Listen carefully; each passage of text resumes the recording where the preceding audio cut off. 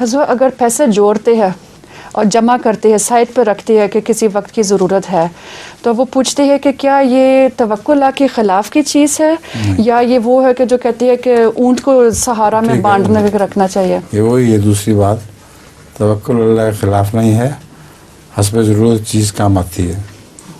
لطیفہ، ہاں ایک مرغیاں بیچنے والا ہوتا ہے، اس کے پاس آتا ہے جو ہیلتھ وزٹر مرغیوں کو، ایک مرغیاں بیچنے والا ہوتا ہے. کیا مرغی بیچنے والا تو اس کے پاس آتا ہے مرغیوں کی صحت چیک کرنے والا جو انسپیکٹر ہوتا ہے. وہ پوچھتا ہے کہ تم اپنی مرغیوں کو کیا کھلاتے ہو؟ بڑی صحت مند مرغیاں تمہاری بڑی اچھی ہیں. کہتا میں تو ان کو بادام اور دیسی گھی اور بڑی زبردست چیزیں کھلاتا ہوں. وہ کہتا ہے کہ نکالو نا ذرا جرمانہ، تم بیمار کرنا مرغیوں کو، یہ کوئی مرغیوں کا کھانا ہے. جرمانہ لے کے چلا جاتا ہے. تو وہ کچھ دن کے بعد دوبارہ آتا ہے، کہتا ہے بڑی اچھی مرغیاں تمہاری، کیا ان کو کھلاتے ہو؟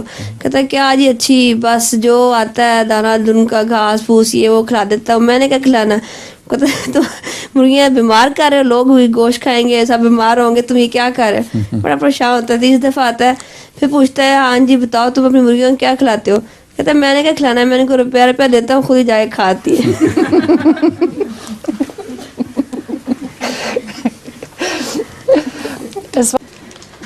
انکم ٹیکس انسپیکٹر والا، انکم ٹیکس انسپیکٹر کا لطیفہ یہ ہے کہ ایک شخص نیمبو نچوڑا کرتا تھا اور اتنا زور سے نچوڑتا تھا کہ اس کا یہ دعویٰ تھا کہ کوئی ایک قطرہ بھی نہیں نکال سکتا، اس کے بعد سب ختم ہو گیا.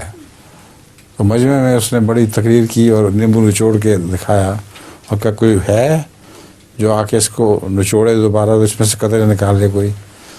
تو ایک شخص آگے آیا اور اس نے نیمبو کو نچوڑا تو اس میں سے بہت سے قطرے پھر نکل آئے. تو اس نے کہا تم ہو کون؟ اس نے کہا میں انکم ٹیکس انسپیکٹر. اس طرح لوگوں کو نچوڑتے ہیں.